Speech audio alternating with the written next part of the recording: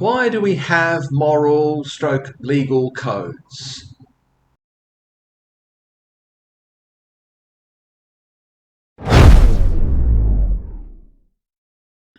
The oldest legal code in existence, at least significant fragments have been found, is the Code of Ur-Nammu, which dates back to around 2100 to 2050 BCE in Babylon. Earlier codes are known to have existed, but this is the only one to have actually survived in part. It's about 300 years older than the Code of Hammurabi, which is probably better known, which dates back to 1755 to 1750 BCE. So human beings have been trying to come up with precepts for organising society for over 4,000 years. As soon as you have a complex society, you need rules and regulations to enable that society to function effectively. There's a lot in the extant code of Ur-Nammu about dealing with various issues concerning slavery, various kinds of sexual crimes, and property crimes. In most cases, the penalty is a fine. Interestingly, there's no concept of an eye for an eye here. Law number 18 states, "If a man knocks out the eye of another man, he shall weigh out 1/2 a mina of silver." 1 mina was equal to 60 shekels, apparently. A tooth is worth just 2 shekels. A foot is worth 10 shekels. A nose is worth 2/3 of a mina, or 40 shekels.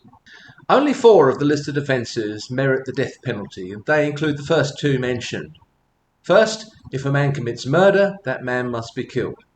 Second, if a man commits a robbery, he will be killed. So it seems that a man's property is worth the same as his life. Worth more than his nose, anyway. Kidnapping only involves imprisonment and a fine of 50 shekels. The third offence that warrants the death penalty is stated in Rule 6. If a man violates the right of another and deflowers the virgin wife of a young man, they shall kill that male. Note that the crime seems to be committed against the husband here, not the wife. If a man violates the right of another, the other being the husband. And it only seems to apply if the wife is a virgin. The other capital offence applies to the woman. If the wife of a man followed after another man and he slept with her, they shall slay that woman, but that male shall be set free. So no penalty for the man in this case. If, however, a man violates the virgin slave of another man, this incurs only a fine of 5 shekels. There doesn't seem to be any law concerning the violation of another man's wife or a slave if she's not a virgin. But maybe those rules are just missing. Or maybe in some way the woman's virginity, whether that of the young wife or the slave, is somehow the man's property. That's the important thing. It is his right to deflower the woman, and if any other man does that, he's violating the first man's rights. Just a few things to note about this system of laws.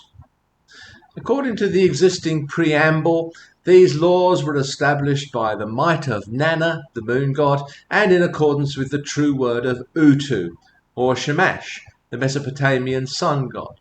So they're of divine origin. Several principles seem to be behind these laws: equity, maintaining peace, banishing malediction, violence and strife, some concept of fairness and justice, for instance, protecting the more vulnerable members of society, such as orphans, widows, and the poor. I think we can still identify with much of this.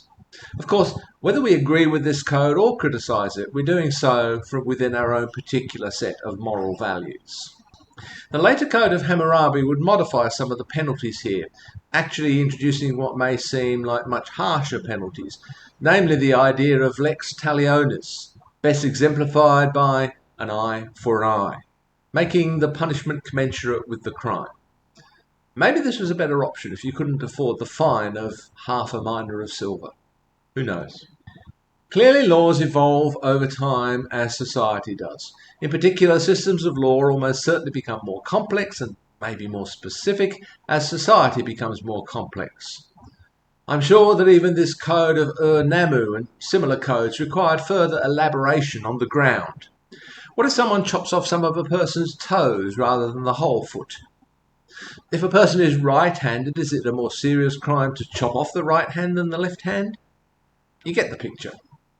We know how complex and detailed Jewish law became over the centuries, trying to cover every eventuality. The determination of first principles is very difficult, and the application of these principles to everyday life is just as difficult. No wonder we can't come up with some perfect moral system that applies in all circumstances. I think that the development of moral codes and systems of law is as much an attempt to relieve individuals of the burden of morality as it is an attempt to organise and regulate society. Imagine having to work through from first principles to determine a particular course of action every time you had to do something. Having a system in place that says, if this, then that, takes this burden away. Of course, that system will itself come under constant scrutiny, but it's probably better to have an imperfect code in effect than no code at all. I don't know about you, but I have enough trouble choosing a meal off the menu, let alone having to make moral decisions all the time. I make the larger moral decision. I will obey the laws of society. And I balance that with another principle. I will maintain a critical eye on that system of law. Every so often, society goes through major structural and philosophical shifts, and at such times the laws of society and the principles behind them come under much more intense scrutiny. There'll be conflict between the existing system and those who seek change. But change there will be, even if it's only the strengthening of the existing code.